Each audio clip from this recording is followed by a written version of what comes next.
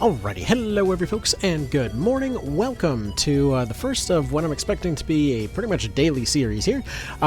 Just kind of going over synergies of the day. Now, originally this was going to be one long video, and then I realized, you know what? No matter how many times I attempt this, I will never have enough time to cover all of these. So let's go ahead and start covering them in no particular order. Today we're going to start off with the interesting synergy between a TK, some spellcasters, and a swordmaster. So here's the general kind of layout of how this machine works. Swordmaster, generally speaking, can set up pretty easily with Preempt and Mind's Eye. You know, skill cards pretty commonly available, but you set them next to a target that you want to be gone, and we'll be abusing Preempt and Mind's Eye to make sure that, well, they're essentially taking free attacks instead of taking damage. So we leave them with, relatively kind of lower end armor, making them a unit that's going to be targeted more often. We're going to leave them with a good bit of luck to hopefully help out with any extra crits or what have you, and ideally we're going to be starting off with a unit that's got a decent amount of mind so that we can make use of Bedeviling Dance and Comely Dance to kind of make this all work, right? They're essentially going to be dropping debuffs instead of regularly attacking. So they're going to put themselves in front of let's say a boss unit or something like that. But the problem is the boss unit may use a finisher or a skill or what have you. So to that effect, we have something along the lines of a Terror Knight. Now this can be anything really, but a Terror Knight is going to be particularly handy for this because they've got decently high armor. Since they're running dark, not many things are going to innately have a bonus against them, so they're going to be reasonably safe in the front row. This is actually one of those little minor things about the TK that tends to fly under the radar, that while their defense is technically as low as it always was, usually the AI will attempt to take elemental advantages, and in this case, not very many of them will be running offensive, light units. So either way, helps out the TK here, but we look over at something like Drain Mind.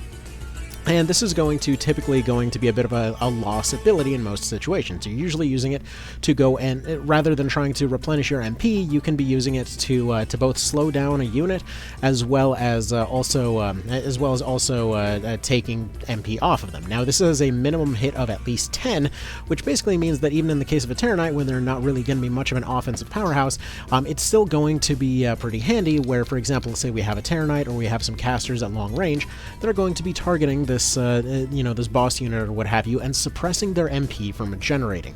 Again, 10 is essentially going to be how much you're generating naturally per round in most cases, so in this case, we're going to be taking that away from them. Now, just a TK by itself, if they are doing their minimum 10, will be able to semi-effectively suppress that MP, though it is generally advised to also have a second unit at long range. Matriarchs and Patriarchs are especially handy for something like this, since they're going to typically be a bit more likely to get past those resistances and get more of that MP off there. So, again, we're taking a potentially very threatening unit and using our Swordmaster to repeatedly attack it by suppressing its MP and forcing it into standard attacks. So, as long as we keep everybody else away from there, this will mean that they will constantly focus on, the Mind's Eye and Preempt unit and constantly get themselves hit instead. But wait a minute, if we're taking a loss on conserve MP, how do we continue to make that function? Well, we put a Lich right there in the middle.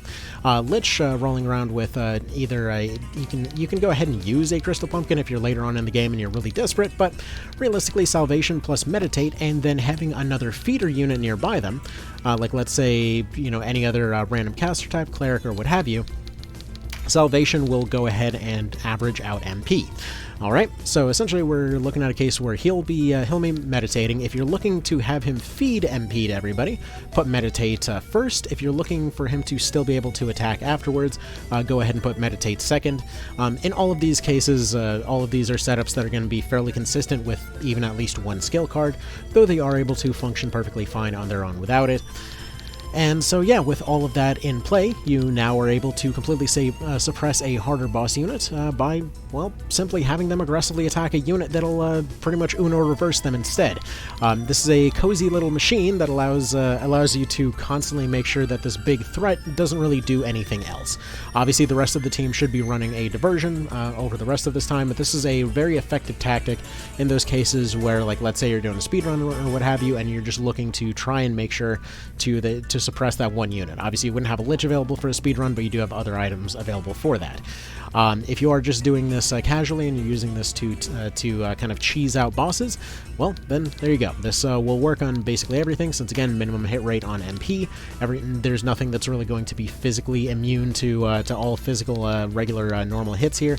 And then you can go ahead and have your Swordmaster either do their dances or buff themselves, or attempt to use some of their finishers here in the meantime. If you're a little bit worried about having those units hit you, you can always use something like a Sun Blossom to inflict a Fall Strike. That's another 20% layer on top of there, and it's just, downright handy. If you wanted to use a Lord version of this, obviously you've got options going down the 1HK side of things here.